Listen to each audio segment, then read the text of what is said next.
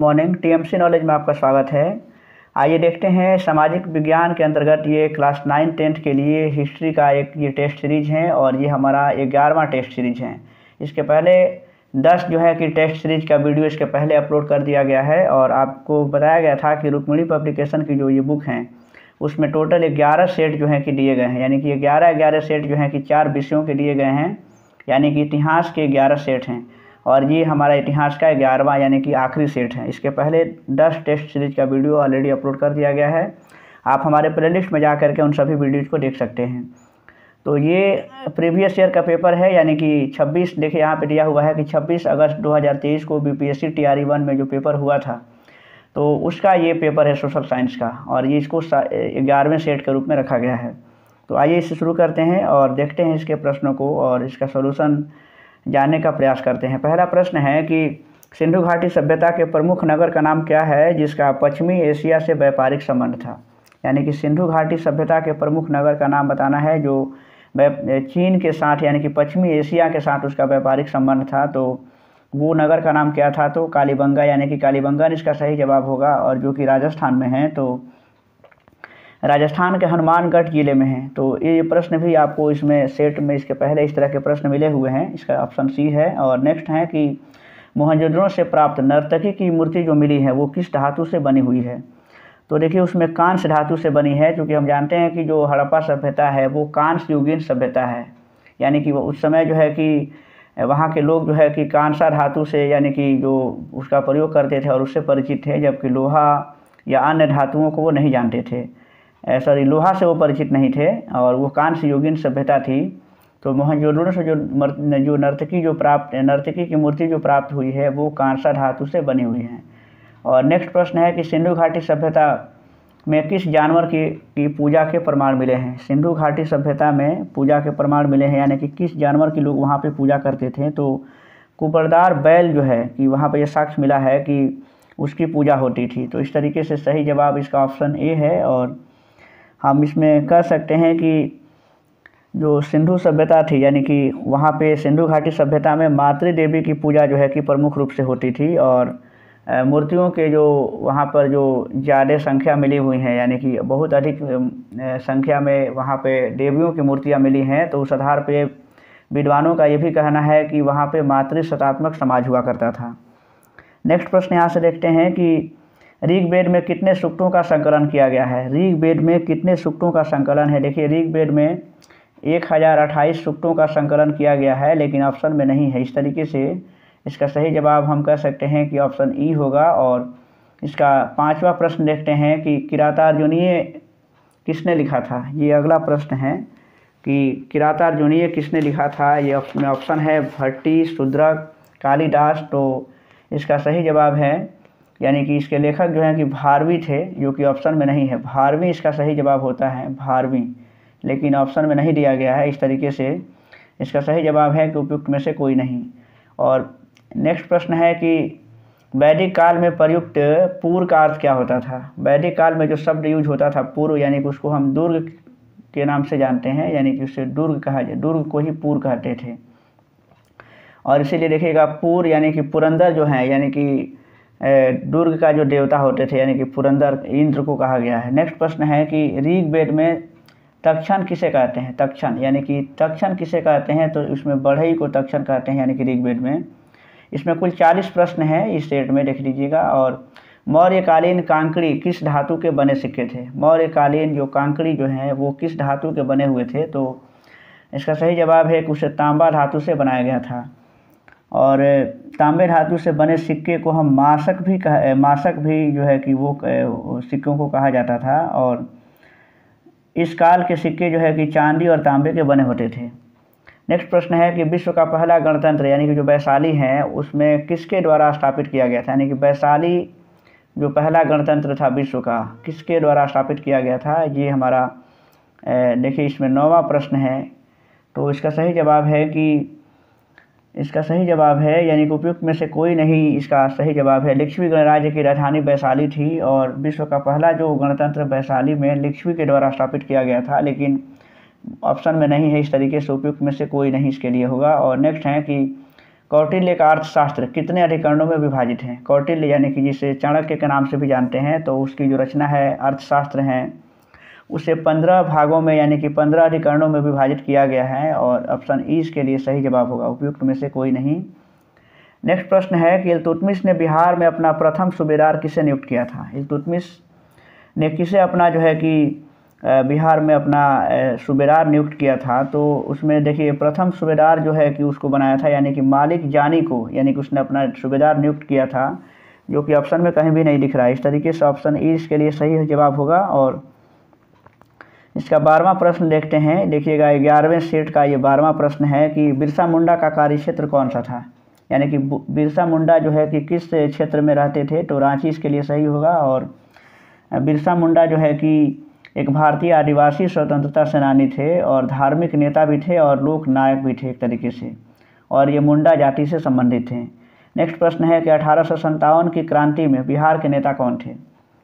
काफ़ी आसान सा प्रश्न है ये कि 1857 में बिहार के नेता कौन थे? तो इसका सही जवाब है कि इसमें से जो विकल्प दिया हुआ है यानी कि वीर कुंवर सिंह इसका सही जवाब होना चाहिए, लेकिन ऑप्शन में नहीं है, उपयुक्त में से कोई नहीं इसका सही जवाब होगा। मगध की राजधानी, ये बताना है कि मगध की राजधानी कौन सी थी? ये 14वां प्रश्न है। और गिरिब्रज यानी कि राजगिरी जो है वो मगध की राजधानी हुआ करती थी।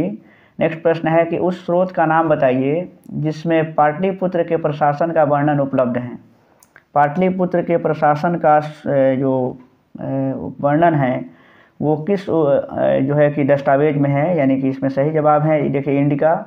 हम जानते हैं कि इंडिका जो है कि वो मेगास्थनीज के द्वारा लिखी गई एक पुस्तक है, या फिर यूँ कह सकते हैं कि इंडिका मेगास्थनीज के द्वारा लिखा गया एक विवरण है जिसमें मौर्य काल के शासन के संबंध में महत्वपूर्ण जानकारी मिलती हैं।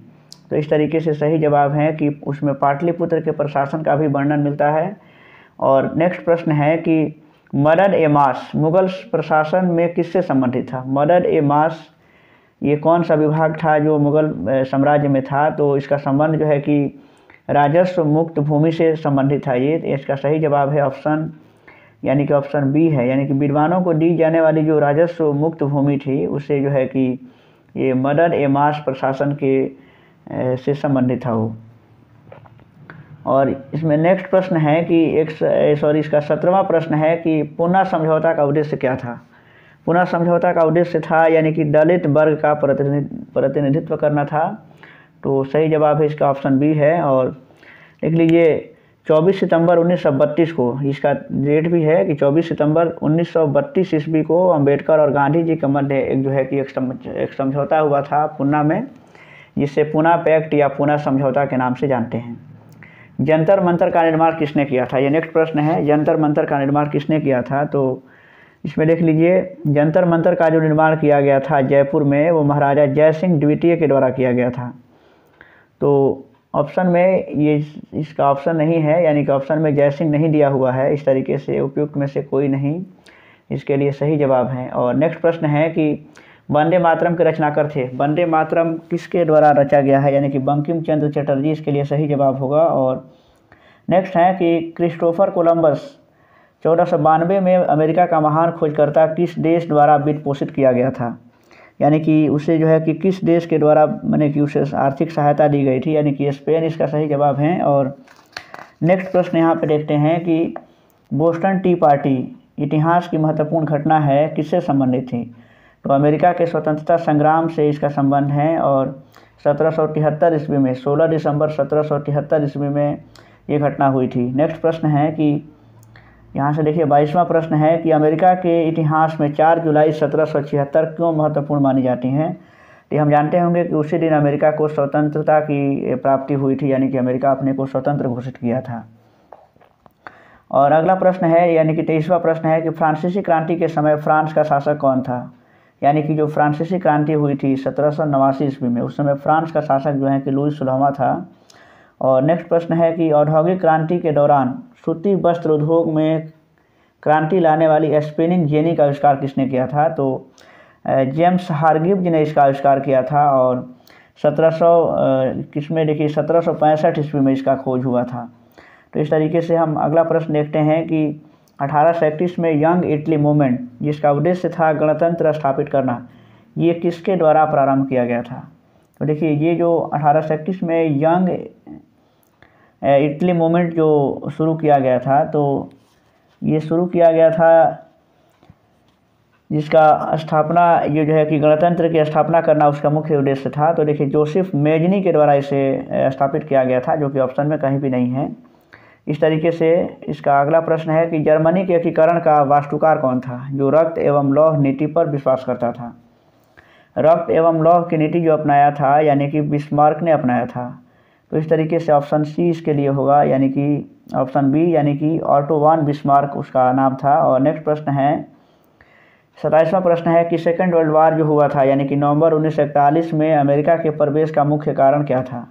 द्वितीय विश्व युद्ध में अमेरिका क्यों शामिल हो गया था 1941 में। तो इसके लिए सही जवाब है कि देखिए इसका मुख्य कारण था कि देखिए इसमें 8 दिसंबर 1941 में जो अमेरिका शामिल हुआ था विश्व युद्ध में, इसका मुख्य कारण था कि जापान जो है कि जापान के द्वारा हवाई द्वीप जो स्थित उसका जो पर्ल हार्बर था, तो वहाँ के अमेरिकी नौसैनिक अड्डों पर ज़बरदस्त जो है कि हमला किया गया था जापान के द्वारा, और इसलिए अमेरिका सेकेंड वर्ल्ड वार में शामिल हो गया। तो इसका सही जवाब है ऑप्शन, यानी कि ऑप्शन में नहीं दिया हुआ है, यानी कि ऑप्शन ई इसके लिए राइट आंसर होगा। नेक्स्ट है कि जब मार्को पोलो ने चीन का दौरा किया था तब वहाँ का शासक कौन था। मार्को पोलो जब चीन का यात्रा किया था तो उस समय वहाँ का शासक था यानी कि कुबलई खान वहाँ का शासक हुआ करता था, यानी कि ऑप्शन बी इसके लिए राइट आंसर है। और हम जानते हैं कि मार्को पोलो जो है कि इटली का एक व्यापारी और एक साहसी व्यक्ति भी था। तो इस तरीके से हम अगला प्रश्न देख सकते हैं कि संयुक्त राज्य अमेरिका में पहली अंग्रेजी बस्ती कौन थी। अमेरिका में पहली अंग्रेजी बस्ती कौन सी थी, यानी कि जेम्स टाउन इसका सही जवाब होगा। और इसके बाद से हम देखते हैं कि टेनिस कोर्ट की शपथ किस क्रांति से संबंधित है। टेनिस कोर्ट जो हैं वो फ्रांसीसी क्रांति से संबंधित हैं, और टेनिस कोर्ट की शपथ का प्रस्ताव जो है कि मेनियर द्वारा रखा गया था। तो टेनिस कोर्ट की शपथ जो है कि दैवीय अधिकारों पर आधारित था और निरंकुश राजतंत्र की समाप्ति के आरंभ होने की घोषणा थी कि उस दिन से जो है कि निरंकुश शासन जो चल रहा था लुई 16वां का, वो समाप्त हो गया था। इस तरीके से इसका सही जवाब फ्रांसीसी होगा। और नेक्स्ट है कि मित्र राष्ट्रों ने सेब्रेस की संधि किस देश के साथ की थी, यानी कि सेब्रेस की संधि किस देश के साथ हुई थी। तो टर्की के साथ ये हुआ था, यानी कि ऑप्शन बी राइट आंसर है। और नेक्स्ट है कि 1733 में फ्लाइंग शटल मशीन का आविष्कार किसने किया था। फ्लाइंग शटल मशीन का आविष्कार किया गया था, वो किया गया था जॉन के द्वारा, यानी कि सही जवाब इसका ऑप्शन बी है, यानी कि जॉन के इसके लिए राइट आंसर होगा। जॉन के इसमें छूट गया है, देखिएगा। नेक्स्ट है कि 33वां प्रश्न है कि किस संधि के द्वारा 30 वर्षीय युद्ध की समाप्ति हुई थी। 30 वर्षीय युद्ध की समाप्ति किस संधि के द्वारा कर दी गई थी। तो इसमें देखिएगा वेस्टफेलिया की संधि हुई थी और उसके द्वारा 30 वर्षीय युद्ध समाप्त हो गया था। 1648 ईस्वी में ये संधि हुई थी। तो इस तरीके से ऑप्शन बी इसके लिए राइट आंसर है। और नेक्स्ट है कि पेरिस शांति सम्मेलन में इटली का प्रतिनिधित्व किसने किया था। ये 34वां प्रश्न है। तो इसमें इटली का जो प्रतिनिधित्व किया था ऑरलैंडो ने किया था। इसका सही जवाब ऑप्शन बी है। और नेक्स्ट प्रश्न देखते हैं कि वैंकूवर यानी कि जाने के लिए कामागाटामारू जहाज़ किराए पर किसने लिया। तो इसका सही जवाब है कि इसमें से ऑप्शन में कुछ भी नहीं दिया हुआ है जो उसके लिए सही जवाब है। तो इसका सही जवाब होगा यानी कि ऑप्शन ई होगा, यानी कि उपयुक्त में से कोई नहीं, क्योंकि हम जानते हैं कि ये जो जहाज़ था उसे बाबा गुरुदत्त सिंह ने इस जहाज़ को किराए पर ख़रीदा था। नेक्स्ट प्रश्न है कि शोर कमेटी की स्थापना से संबंधित नहीं थे। शोर कमेटी की स्थापना से कौन संबंधित नहीं थे इसमें बताना है। तो देखिए भगवान सिंह संबंधित उससे नहीं थे, यानी कि ऑप्शन इसके लिए सी होगा। और ये जो शोर समिति का गठन हुआ था कनाडा में हुआ था, और ये जो है कि कामागाटामारू जहाज़ से संबंध यात्रियों के अधिकारों की लड़ाई के लड़ने के लिए शोर कमेटी का गठन किया गया था। तो इस तरीके से ये सभी प्रश्न एक दूसरे से रिलेटेड हैं। नेक्स्ट है कि महात्मा गांधी ने किस घटना को हिमालयी भूल कहा था। किस घटना को महात्मा गांधी ने हिमालय से भी बड़ी भूल बताया था। तो इसका सही जवाब है कि 5 फरवरी 1922 को जो गोरखपुर में जो चौरी चौरा जो हत्याकांड की घटना हुई थी, जिससे महात्मा गांधी ने उसे हिमालयी भूल बताया था। तो इस तरीके से और जानते हैं कि ये घटना हुई थी 5 फरवरी और 1922 को। और जिसके बाद से असहयोग आंदोलन को स्थगित कर दिया था महात्मा गांधी ने। नेक्स्ट है कि चटगांव शस्त्रागार पर हमले के दौरान कौन महिला क्रांतिकारी मारी गई थी।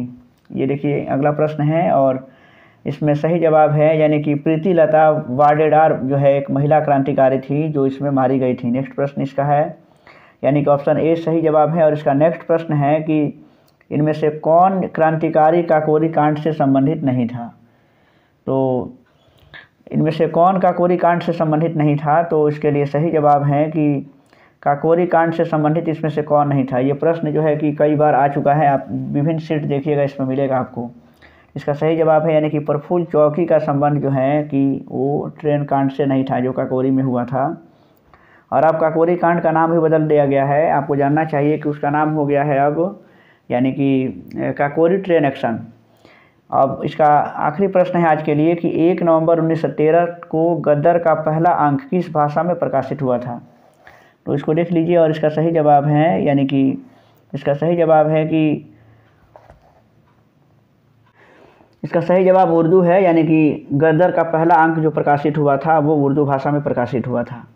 तो इस तरीके से ये 40 प्रश्न यहाँ पर थे और ये हिस्ट्री का 11वां सेट भी कंप्लीट होता है। इसमें देखिए एक प्रश्न को यहाँ फिर से थोड़ा सा इसमें कुछ जुड़ी हुई कुछ और बातें देख लेते हैं। देखिएगा चटगांव का जो शस्त्रागार हमला हुआ था वो हुआ था, ये प्रश्न भी देखिए इसके पिछले वाले सेट में आप देखिएगा तो ये आ चुका है प्रश्न 16। ये प्रश्न ये जो घटना हुआ था 18 अप्रैल 1930 को हुआ था। और चटगांव का जो शस्त्रागार ढाबा जो हुआ था वो मास्टर दा के नाम से प्रसिद्ध ये जो सूर्य सेन के नेतृत्व में किया गया था।